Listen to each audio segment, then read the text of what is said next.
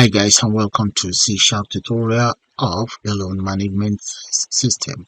So in here we have the details of Captain Alan, and all we just need to do is click on calculate.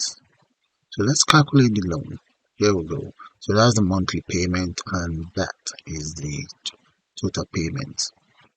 But one thing is, details of Captain Alan is not added to the list box. But let me show you one other thing, which is the most important bit, and this happens to be at a request of one of my viewers. So this is it. See this spreadsheet? I'm going to double click on it. I just want to show it to you that the details of Captain Alan is not on that very spreadsheet. Look at it right there. So I'm going to close that. Now minimize that and let's click on add. There we go. I've added the details of Captain Alan straight up to the spreadsheet. As you can see, Captain Alan is officially added onto the list box.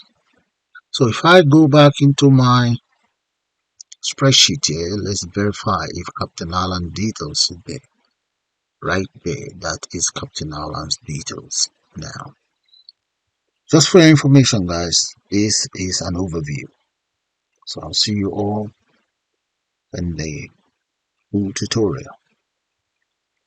See you guys shortly.